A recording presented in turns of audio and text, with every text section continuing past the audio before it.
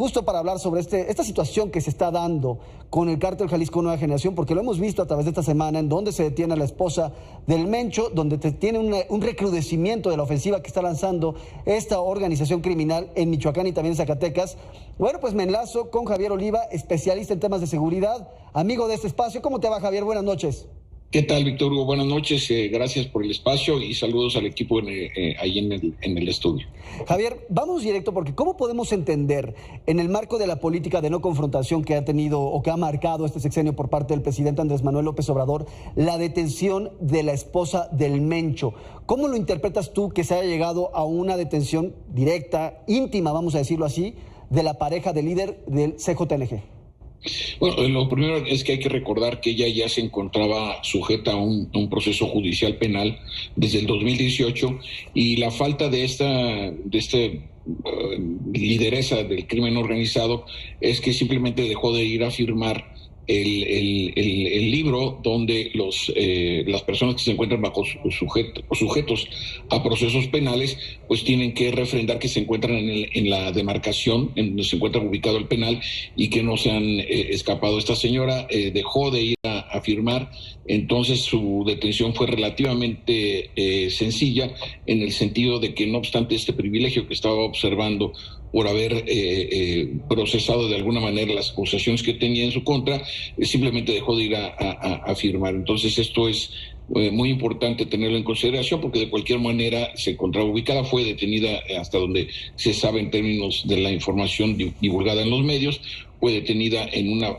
plaza comercial en el municipio de Zapopan, entonces de allí que no haya habido violencia ni mucho menos en su detención. Desde luego que hubo trabajo de análisis de información por parte de las Fuerzas Armadas y de la Guardia Nacional y pues culminó con su detención. Ahora hay que informarle a nuestro teleauditorio, Víctor Hugo, que con ella 3 de sus 2 hijos se encuentran sujetos a proceso en los Estados Unidos y solamente queda una de sus hijas en situación de libertad, aunque desde luego está sujeta también a acusaciones penales, sobre todo por el tema del tráfico de drogas. Hasta aquí mi primer comentario. Javier, ¿cómo podemos entender lo que está pasando, por ejemplo, en Michoacán, en donde el Cártel Jalisco Nueva Generación ha intensificado, ha arreciado su agresividad, su violencia, ya no solo contra Cárteles Unidos, sino directamente contra el ejército? Lo hemos ido viendo en las últimas semanas, en donde ha habido varias bajas en contra de las Fuerzas Armadas.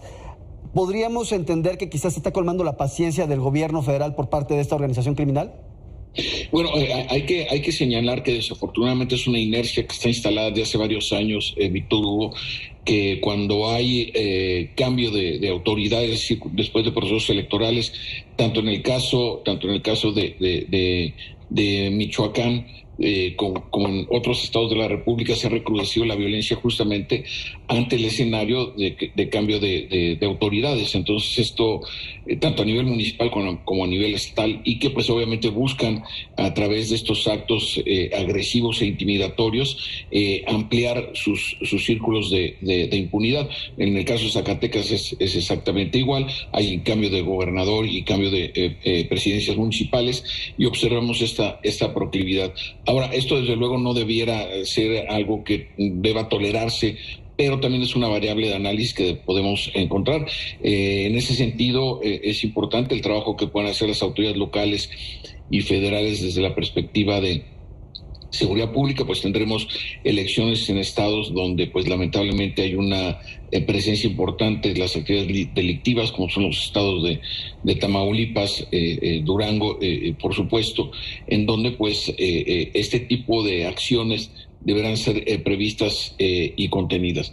Porque además recordemos, Víctor Hugo, que cuando se detienen a importantes jefes criminales o también a nivel local, las distintas células o facciones luchan entre sí para quedarse con ese liderazgo vacío o bien tratan de aniquilar a sus rivales internos. Entonces se genera una ampliación de ámbitos de confrontación, de tal manera que pues esto explica en parte el incremento en el número de homicidios dolosos relacionados con la actividad criminal a nivel de determinados estados de la República. Ese es mi segundo comentario. Bien, con eso nos quedamos, Javier, pero es un punto muy importante el que haces tú, el de cuando hay un cambio de gobierno, cuando cambia una administración y llega otra, siempre hay estos desajustes que son aprovechados, vacíos, vamos a decirlo, momentáneos, pero pues son vacíos finalmente, que son aprovechados por estas organizaciones criminales. Hay que ponerle el ojo porque el próximo año, como muy bien señalas y lo estás adelantando, tenemos elecciones en varios estados de la República. Javier Oliva, especialista en seguridad, gracias por estar esta noche con nosotros en M22H. Muchísimas gracias, Víctor Hugo. Es un placer y una oportunidad participar en tus espacios. Saludos, muchas gracias. Abrazo fuerte.